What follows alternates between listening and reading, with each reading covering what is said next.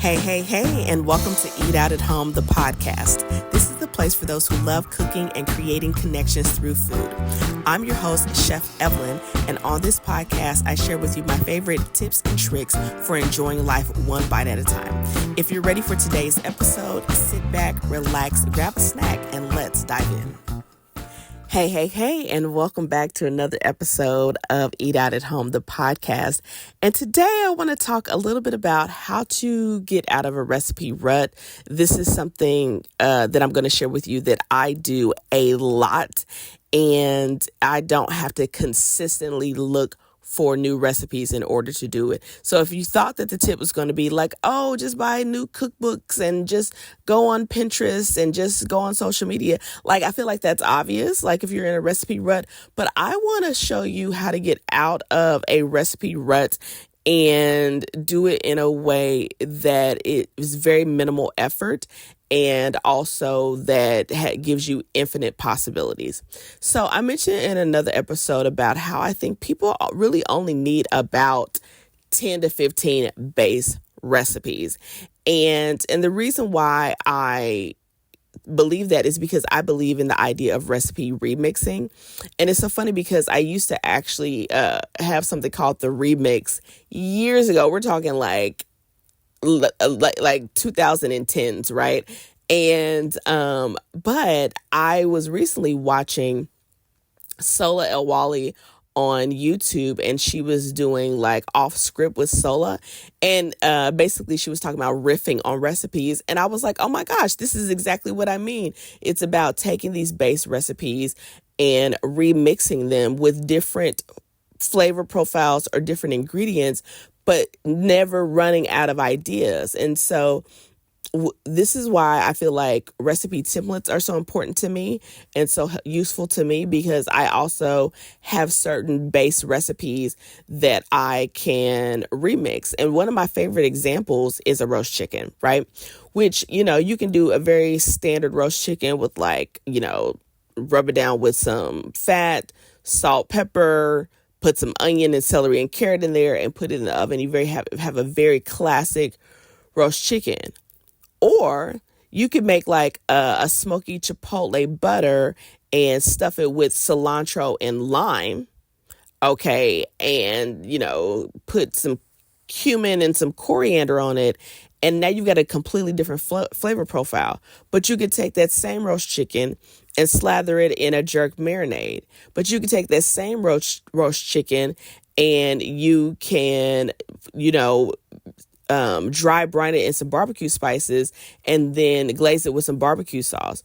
You can take that same chicken and make a rosemary and thyme and lemon and olive oil rub and put it in the oven. But you could, do you see what I'm saying? And so if you know your base recipe of roast chicken and you know that you like that, well, you can have a different flavor of roast chicken 10 weeks running. Think about something like, let's take something like a baked French toast. You could change the bread. You could change the mix-ins. You could do different fruit compost. You could do different mix-ins. You could do different toppings, right? So maybe, if it's the fall time, maybe you're mixing a little pumpkin or sweet potato puree into the batter, and then you're doing like a vanilla creme anglaise. But maybe it's the winter time and you've put some lemon zest in there and you've topped it with a little bit of lemon curd, right? Maybe you want something kind of like, heavily spiced or whatever. And so it's got cinnamon and nutmeg and ginger, and you top it with a candied ginger, right? And then you make a cinnamon maple syrup, right? So, or maybe this time it's like, I want to incorporate blueberries into it, and then I serve it with a blueberry compote. Or maybe it's the holidays and you're like, I want to do a cranberry one and then like an orange cranberry sauce to go on top. Well, you've got your base recipe of a baked French toast, but now you have all these remixes on it. And so if you have find yourself in a recipe rut, I want you to think about what are some of your favorite base recipes. In another episode, I was sharing about how you literally can take 5 of your favorite recipes, do 4 different remixes on them, and you've got a month worth of recipes. So for example, I think one of the examples I used, I was like, let's say you know that you really love pasta. And okay, so pasta is one of your 5 recipes. Well, now I know I can, in 1 week, I can do a meat sauce. 1 week, I can do a red sauce. 1 week, I can do a white sauce. 1 week, I can do a green sauce. 1 week, I can do a seafood sauce. Well, now I'm at 6 weeks, right?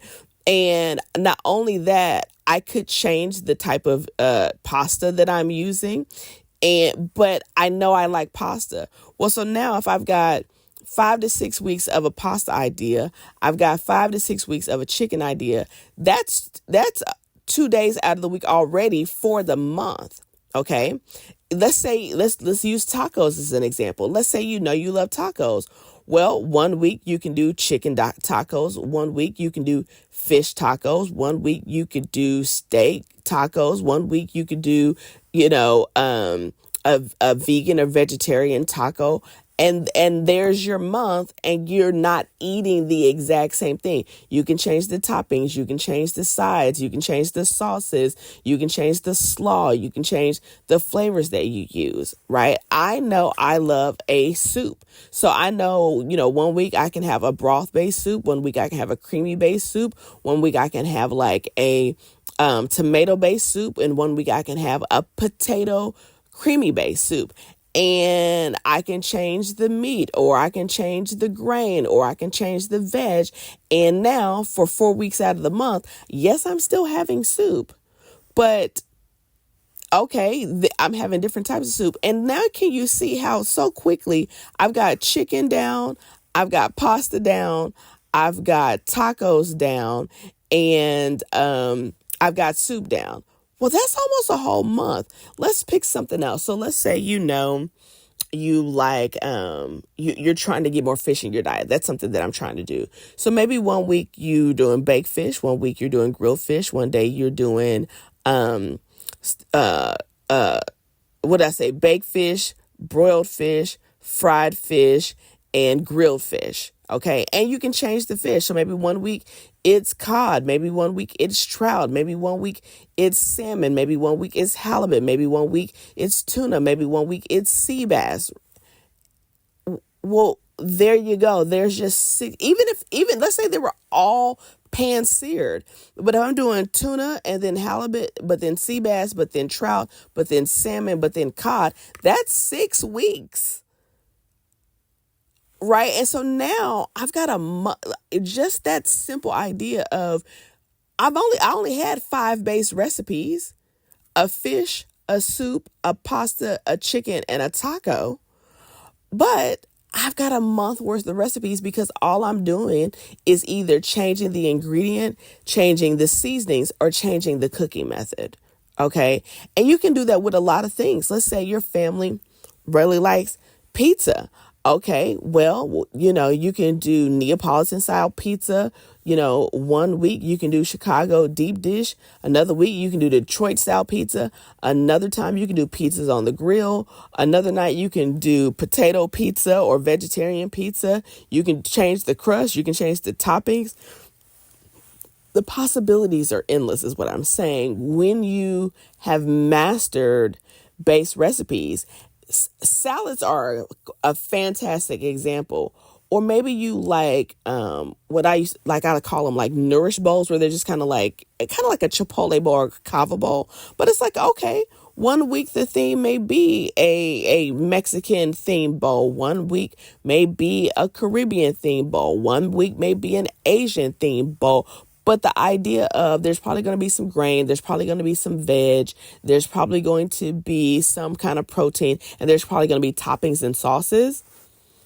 Once you kind of know what you like, I've just given you 7 days a week for a month. Like if you just rewind this episode of ideas with 7 base recipes. So yes, you can go and you can buy new cookbooks, and I'm all for that. And yes, you can go and search Pinterest, and I'm all for that. I do that myself just for additional inspiration. But what I also know is I have a set of base recipes that I could just remix over and over and over and over and over again until affinity, and go a month and not eat the same thing exactly twice. So, and think about this. What if you like chili? You can do a turkey chili. You can do a beef chili. You can do a vegetarian chili. You can do a white chili. Like, there's so many things that you can do. If you like soup and sandwiches, you can change up the soup and sandwich every week. Listen, rewind this episode and you now have a meal plan, right? You can change out the sides, you can change out the beverages, you can change out the desserts, whatever the case may be. But now you have an eating plan for a month, and you're not necessarily repeating the exact same recipes. And also I would say this, remixing your recipes is a great way to diversify your palate. It's also a great way to diversify nutrients because you're eating different things all the time throughout the course of the month. But do you see how low lift it is? You don't even really have to think about it. And so if you're somebody like, I'm tired of eating spaghetti all the time, listen, make a pesto. And you can even change the pesto. You could do a traditional pesto. You could do a walnut pesto. You could do a kale pesto, right? Like the sky is the limit when you realize I only need 5 to 10 really good base recipes and I can remix these and have a very, very flavorful life.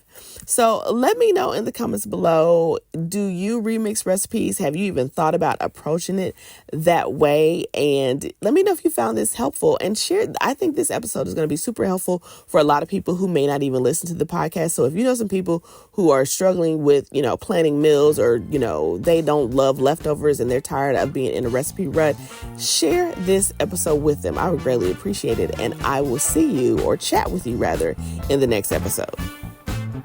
Thank you so much for listening. If you're ready to start cooking at home consistently, make sure you join the Eat Out at Home Challenge. Visit chefevelyn.com/challenge for all of the details. If you're curious about what I'm cooking in between episodes, make sure to give me a follow on YouTube, Instagram, TikTok, and Facebook for some delicious behind the scenes. And if you enjoyed this episode, please head on over to Apple Podcasts and Spotify to leave us a review. Remember, eating out at home allows you to cook better, eat healthier, save money, and create community. And most importantly, cooking at home is the ultimate form of self-care. I'll see you in the next episode.